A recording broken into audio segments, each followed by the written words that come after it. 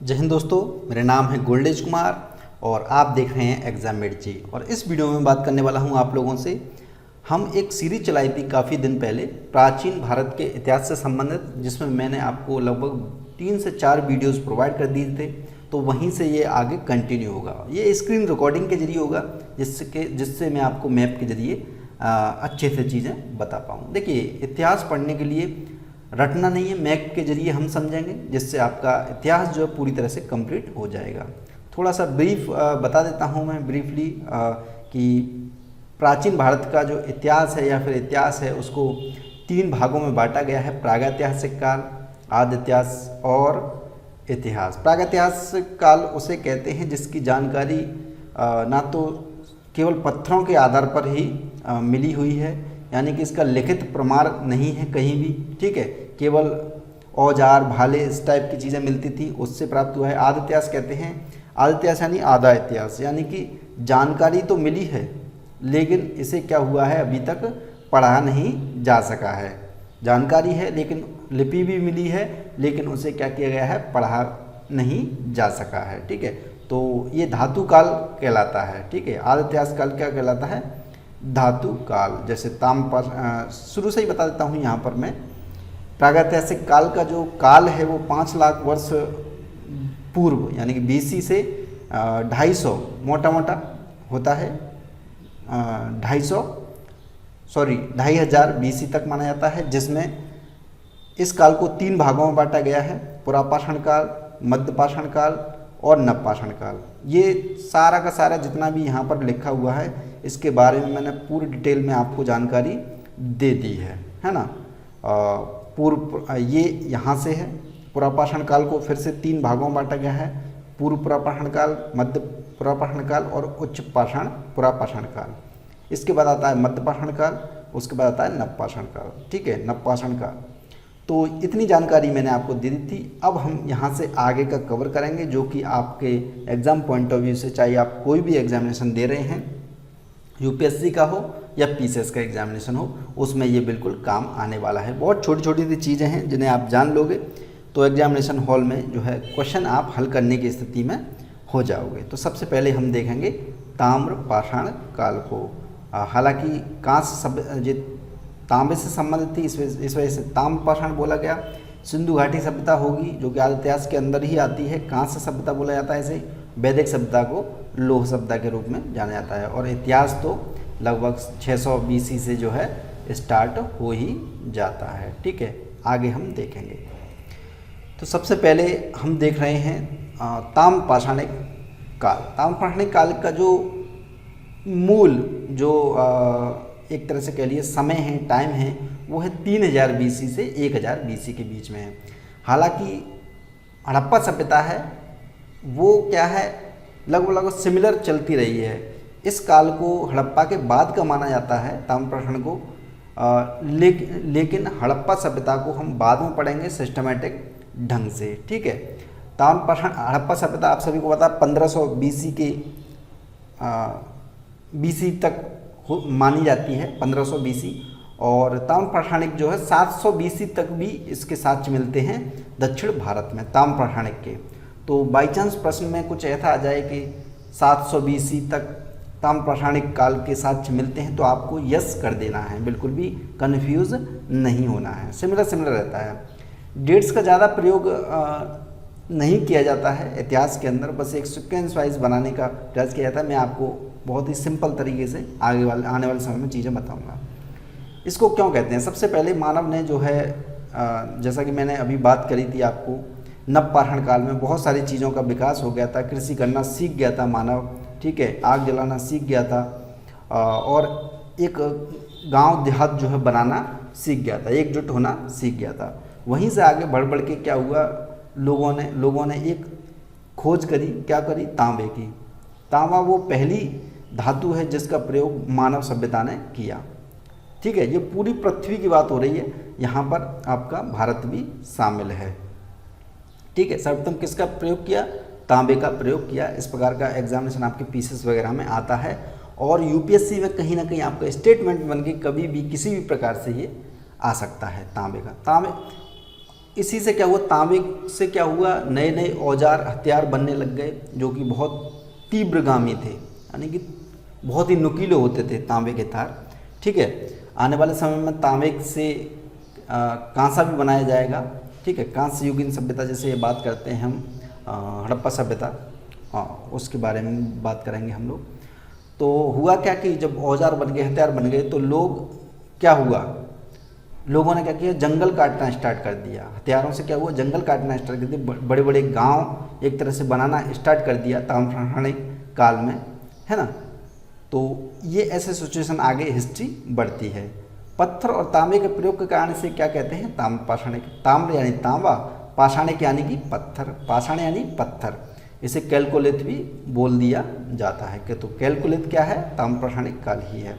अब इसके क्षेत्र कौन से हैं भारत के अंदर, तो क्षेत्र बहुत इंपॉर्टेंट हैं। बस आपको इतना सा याद रखना है, बाई चांस आपके मेंस एग्जामिनेशन में आ जाए तब भी ये चीज़ मेंशन करनी है आपको, और प्री एग्जामिनेशन के पॉइंट ऑफ व्यू से तो सारी चीज़ें रटा ही दूंगा मैं। ठीक है, तो ये मैंने इंग्लिश में लिखा हुआ है यहाँ पर साउथ ईस्ट राजस्थान। ठीक है, तो ये देखिए यहाँ पर जो मेंशन है, इधर की साइड देखते जाइए, ये जो क्षेत्र है, 1 मिनट में अभी रेड से पॉइंटर से बताता हूँ। यहाँ से देखोगे आप तो ये मान के चलिए ये राजस्थान है और ये साउथ ईस्ट इसका हिस्सा है। तो यहाँ पर बहुत सारी जो सभ्यता थी वो पनपी थी, अभी बताऊँगा कौन कौन सी सभ्यता पनपी थी। ठीक है, एक जो क्षेत्र है वो है आपका वेस्ट मध्य प्रदेश, वेस्ट यानी पश्चिमी मध्य प्रदेश, यहाँ पर पनपी थी। ठीक है, एक था वेस्ट महाराष्ट्र, ये महाराष्ट्र का क्षेत्र, तो वेस्ट महाराष्ट्र, पश्चिमी महाराष्ट्र, और साउथ ईस्ट भारत और दक्षिण भारत। तो साउथ ईस्ट भारत यहाँ पर और दक्षिण भारत यहाँ पर पनपी थी। कुछ यहाँ भी पनपी थी और यहाँ भी कुछ पनपी थी, उनके नाम भी मैं आपको आने वाले टाइम में बताऊंगा। तो कुछ महत्वपूर्ण हैं जो कि आपके मेंस एग्जामिनेशन आप लिख दोगे, काम आ जाएंगे आपके। ठीक है, सबसे पहले हम देखेंगे राजस्थान की, जो राजस्थान का जो क्षेत्र है, दक्षिण पूर्वी जो क्षेत्र है, साउथ ईस्ट जो क्षेत्र है, उसके बारे में हम बात करेंगे।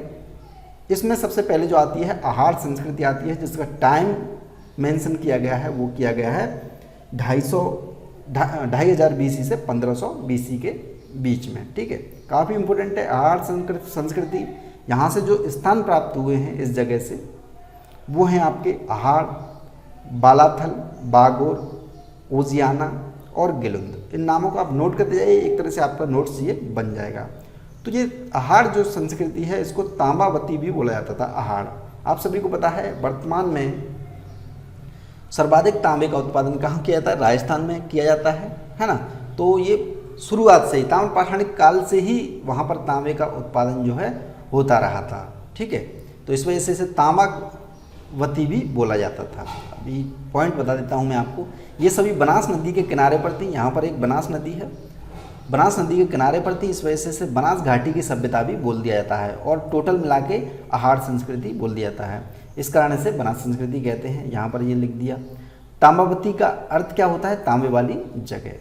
तो ये सिंपल सा एक फैक्ट याद होना चाहिए। बालाथल, ओजियाना, गिलुंद में घरों को 4 दीवारों से घेरा गया है। ठीक है, 4 दीवारी बनाई गई हैं। ठीक है, जैसे होता ना, एक घर हो गया जिसके बीच में घर बना दिया गया। अभी 1 मिनट में बता देता हूँ आपको। जैसे मान के चलिए ये 4 दीवारी है और यहाँ पर आपका एक घर है जहाँ पर लोग रह रहे हैं, कुछ भी कर रहे हैं, लेकिन 4 दीवारी से वो घेर दिया गया है। तो ये कहाँ कहाँ से मिले हैं, बालाथल से, ओजियाना से और गिलुंद से। ठीक है, आज भी इस प्रकार के घर बनते हैं। फ्लैट सिस्टम क्या है, फ्लैट सिस्टम 4 दीवारी में नहीं आएगा, लेकिन जो बड़े बड़े घर हैं वो किस में आते हैं, 4 दीवारी भी बना दी जाती है, घर बीच में बना दिया जाता है। ठीक है, तो ये आपको फैक्ट एक ध्यान में रखना है। 1 डे एग्जाम पीसीएस वगैरह में ये काम आता है। यूपीएससी में तो ये पूरा निचोड़ आएगा एक तरह से, जब आप सब कुछ पढ़ लोगे, सब कुछ समझ जाओगे, उसके बाद कुछ पॉइंट आएंगे जो आपको याद रखने होते हैं। गिलुंद में मिट्टी की इमारत बनी है। ठीक है, गिलुंद में, गिलुंद कहाँ था, यहाँ था। मान लीजिए आहार यहाँ पर है तो गिलुंद इसके ऊपर की साइड में यहाँ पर था। यहाँ पर क्या है, पक्की, कहीं कहीं पक्की ईंट भी मिली है और मिट्टी की इमारतें बनी हैं। यहीं से क्या है, तांबे के टुकड़े भी मिले हैं। तो तांबे के टुकड़ों की बात आ जाए तो वो कहाँ से मिले हैं, गिलुंद से मिले हैं, ये ध्यान में आपको रखना है, ठीक है। और यहाँ से क्या मिला है, काले और लाल रंग के मृदभांड मिले हैं। मृदभांड मैंने पहले बताया था, पहले वीडियोस देख लीजिएगा, डिस्क्रिप्शन यहाँ पर कमेंट बॉक्स में दे दूंगा, जो भी वीडियो मैंने बनाए हुए हैं, और आपके एंड में स्क्रीन पर आ ही जाएंगे। मृदभांड होते हैं बर्तन, ठीक है, क्योंकि पुरानी जो सभ्यताएँ हैं, ठीक है, हड़प्पा काल तक की, उनमें क्या है, जो खाने पीने के जो सामान हैं, औजार हैं, उन्हीं के जरिए से हम इतिहास को खंगालने का प्रयास करते हैं। तो बर्तन बहुत महत्वपूर्ण पार्ट होता है। तो किस प्रकार के मृदभांड बनते थे, ये हालांकि चित्र जो है प्रतीकात्मक है, केवल काले व लाल रंग के मृदभांड बनते थे, ठीक है, और जिनके ऊपर सफ़ेद रंग की क्या होती थी, चित्रकारी होती थी। तो इस प्रकार से आपको ध्यान में रखना है, ठीक है, काले और लाल रंग के मृदभांड, उनके ऊपर सफ़ेद रंग की चित्रकारी, ठीक है। तो आप याद करिएगा इसे, ये बिल्कुल आपको मेंशन करना होता है, कभी कभी प्रश्न भी डायरेक्टली पूछ ले जाते हैं। काले लाल रंग के मृदभांड किस सभ्यता से संबंधित हैं, इस प्रकार का एक नोट भी आ सकता है। नेक्स्ट जो संस्कृति पढ़नी है हमें, वो मालवा संस्कृति है। ये सब किसके अंदर चल रहा है, ये सभी चल रहा है आपका ताम्र पाषाणिक संस्कृति के अंदर ही ये बातें चल रही हैं। पहले हमने आहार संस्कृति देखी थी यहाँ पर, अब देख रहे हैं हम मालवा संस्कृति। तो मालवा संस्कृति के अंदर मालवा, कायथा, एरड़ और नबदा टोली जो क्षेत्र हैं वो आते हैं। यहाँ पर इन्हें संस्कृति कह लीजिए। संस्कृति क्या होता है, जो बड़ा क्षेत्र हो जाता है, जहाँ पर लोग कई सभी तरह के प्रयास करते हैं, कार्य करते हैं, वो एक तरह से संस्कृति बन जाती है। तो मालवा बड़ा था, कायथा बड़ा था, ठीक है, तो इन्हें संस्कृति का नाम दे दिया है। ये कहाँ पर थे, ये मध्य प्रदेश के वेस्ट भाग में थे, जो कि आज का जो मध्य प्रदेश है उसके यहाँ पर, यहाँ कहीं ये थे। तो मेंशन करने के लिए आए, तो मेंशन आप यहीं कहीं कर सकते हो। देखिए, नबदा टोली का उत्खनन जो किया था वो HD संकालिया ने कराया था, ठीक है, ये प्रोफेसर थे। यहाँ से क्या मिला है, नबदा टोली से मिट्टी और बांस और फूस, ठीक है, मिट्टी, बांस और फूस के चौकोर और वृत्ताकार घर मिले हैं। चौकोर भी मिले हैं, ठीक है, चौकोर यानी 4 कोने वाले, और वृत्ताकार यानी गोल घर भी मिले हैं। तो इस प्रकार की अगर आ जाए कभी भी कहीं भी आपको, तो नबदा टोली में ये मिले हैं। तो नबदा टोली जो है क्षेत्र किससे संबंधित है, ताम्र पाषाणिक काल से संबंधित है। कायथा हड़प्पा की कनिष्ठ समकालीन है, ठीक है। कायथा जो संस्कृति है काफ़ी इम्पोर्टेंट है, और ये हड़प्पा जो सभ्यता थी उसकी नीचे की, यानी कि इस पर ही क्या मिलेगा आपको, जैसे खुदाई करते हैं, जैसे कोई क्षेत्र है, यहाँ पर मान के चलिए कोई क्षेत्र है, यहाँ पर सबसे पहले हमने खुदाई करी, तो सबसे पहले किसके मिलेंगे, जो सबसे बाद में जो सभ्यता आई है। तो यहाँ पर मान के चलिए सबसे पहले कौन सी सभ्यता आ गई, हड़प्पा सभ्यता के मिले। उसके बाद जो और खुदाई हुई उसी के नीचे, तो किसके मिले, कायथा के मिले, ठीक है। इस वजह से बोल जाते हैं कनिष्ठ। कनिष्ठ यानी निचली, वरिष्ठ यानी उचली, ठीक है। अब नेक्स्ट क्या है, मालवा संस्कृति अपनी मृदभांड की उत्कृष्टता के लिए जानी जाती है। यहाँ पर मृदभांड यानी बर्तन जो बनाते थे, वो सबसे बेस्ट किस्म के एक तरह से बर्तन कहाँ पर मिले हुए हैं ताम्र पाषाणिक काल में, मालवा संस्कृति में। तो ये आपको फैक्ट याद रखना है, ठीक है। नेक्स्ट है आपका कायथा, एरन और तथा महाराष्ट्र के इनाम गांव की बस्तियां किलेबंद हैं। तो अभी हम बात किसकी कर रहे हैं, केवल और केवल मालवा संस्कृति की, यानी इस क्षेत्र की। तो इस क्षेत्र में जो संस्कृति हैं 2, कायथा और एरन, ठीक है। इनमें क्या है, किले बंद हैं, ठीक है, बस्तियां जो हैं किले बंद हैं।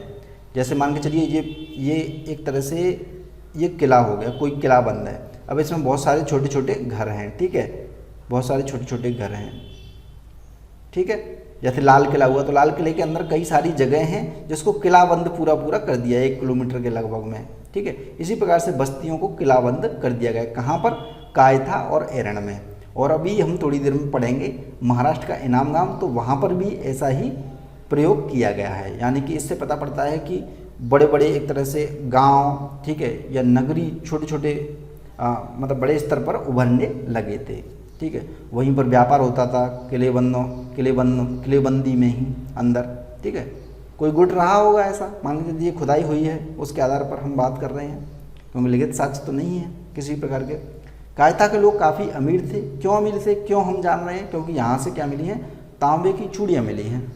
तो ताम्र सभ्यता तो थी ही थी, ठीक है। तो लगभग 28-29 जो है चूड़ियाँ मिली हैं। इस कारण से मानते हैं कि ये अमीर हैं। और उत्कृष्ट जो पत्थर थे, बहुत ज़्यादा महंगे एक तरह से उस समय मान के चलिए, ये एक तरह से लगाया गया है। उसकी गोलियों के क्या पहनते थे, हार पहनते थे लोग उस समय कायथा में। इस वजह से बोला गया कि ये लोग काफ़ी यहाँ के समृद्ध थे। तो कायथा संस्कृति काफ़ी महत्वपूर्ण है।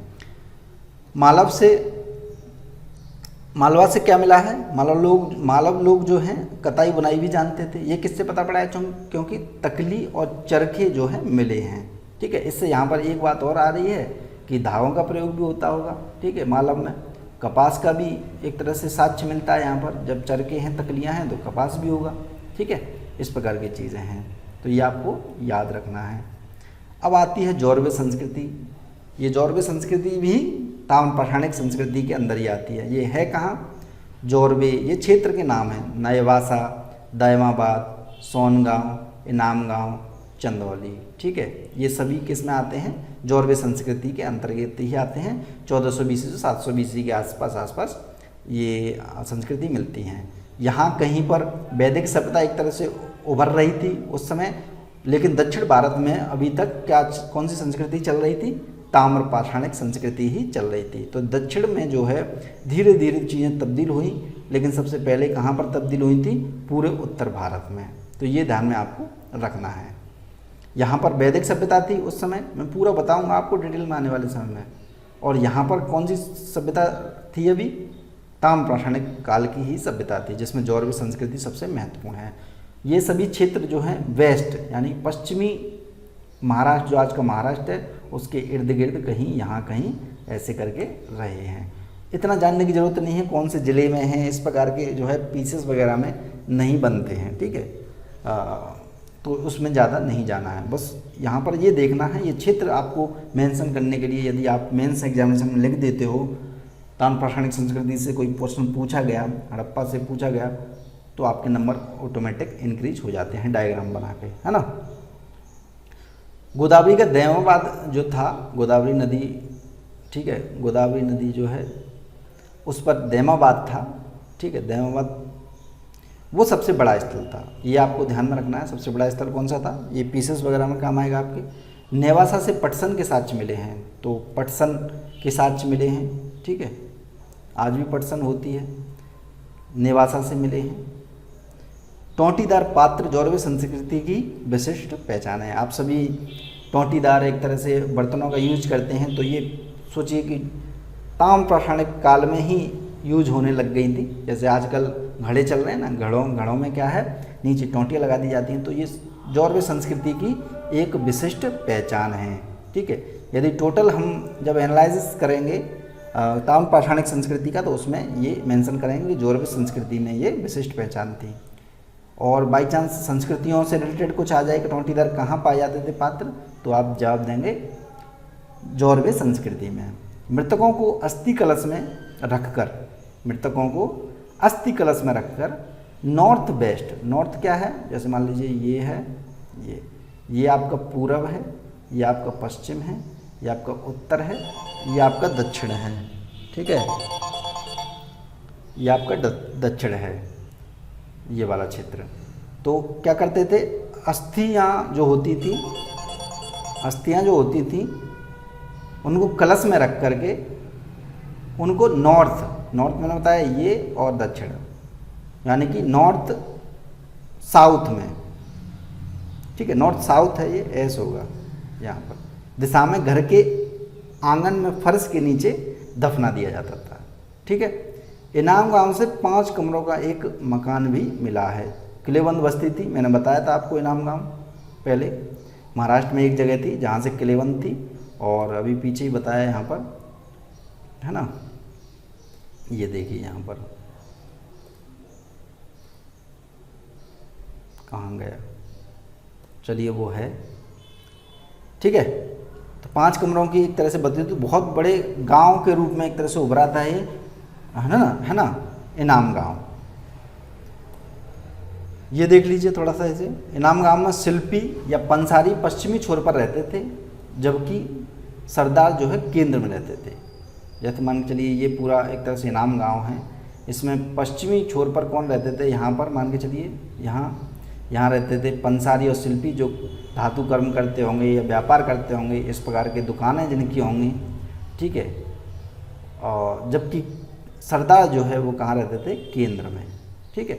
यहाँ से एक अन्नागार भी मिला है इनाम गांव से, तो ये ध्यान रखना है कि अन्नागार कहाँ से मिला है, इनाम गांव से मिला है, यानी कि अन्न इकट्ठा भी करते थे, व्यापार भी होता था, ठीक है। साउथ और साउथ ईस्ट के बारे में थोड़ा सा देख लेते हैं। ब्रह्मगिरी, पिपकलीहल, संगनकल्लू, मास्की, हेल्लोर, ये सब कहाँ हैं, देखिए यहाँ पर हैं।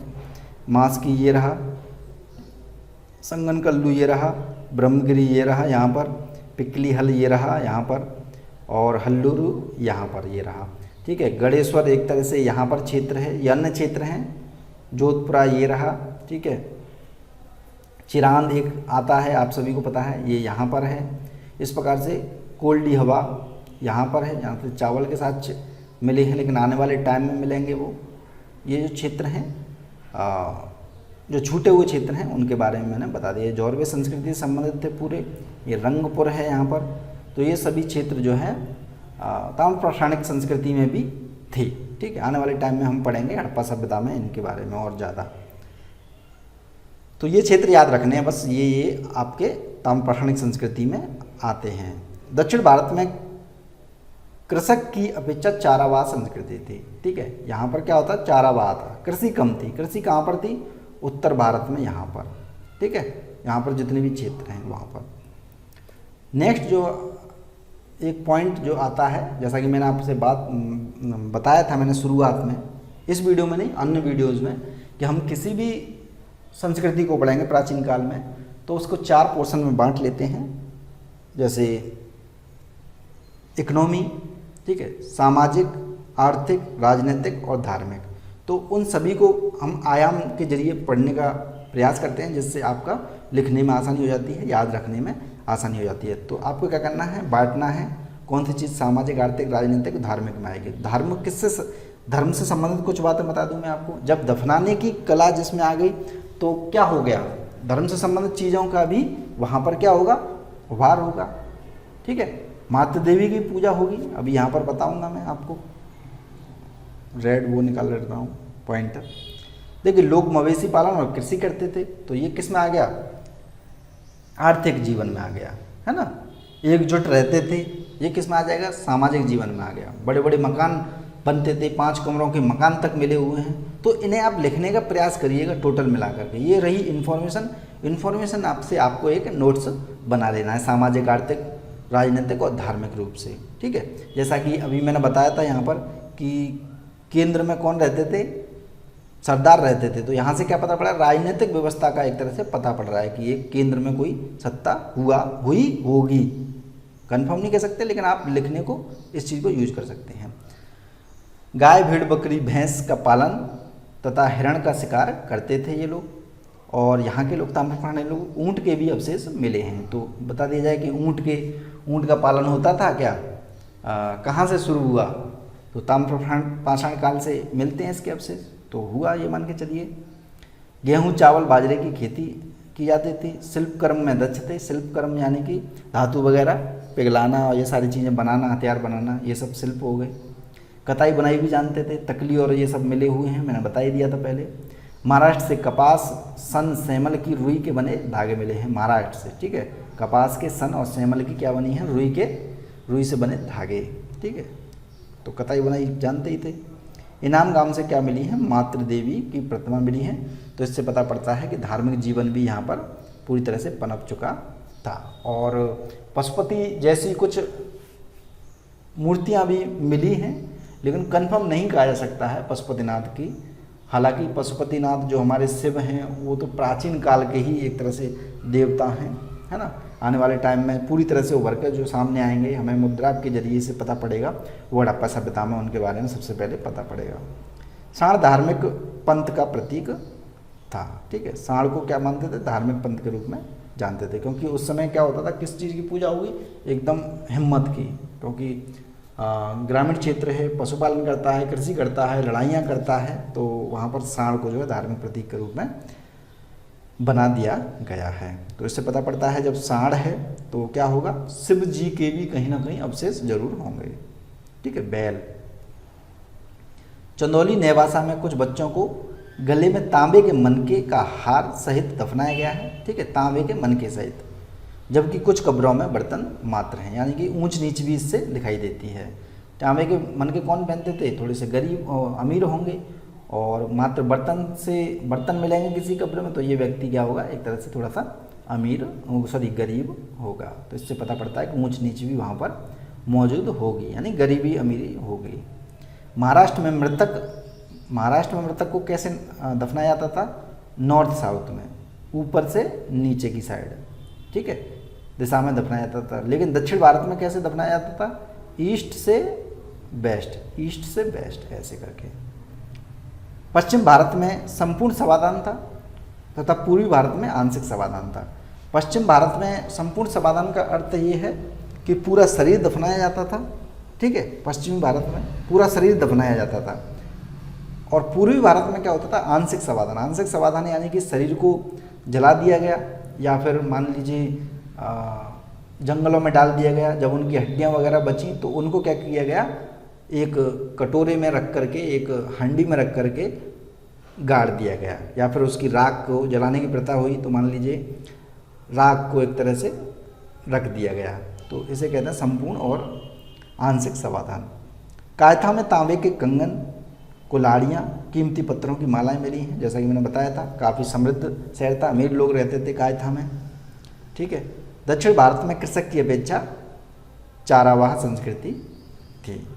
ठीक है, चारावाह संस्कृति। तो ये कुछ महत्वपूर्ण पॉइंट हैं जो आपको जानने हैं। आने वाले टाइम में मैं आपको सारा पूरा इतिहास, देखिए मैप के जरिए पूरा बताने वाला हूँ, कहाँ कौन से वंश हुए, सारी चीज़ें डिटेल में बताऊँगा। इस वीडियो को लाइक और शेयर कर दीजिएगा। कैसा वीडियो लगा ये भी बताइएगा कमेंट में, क्योंकि ये थोड़ा सा काफ़ी पॉइंट्स को इकट्ठा करके बनाया गया है।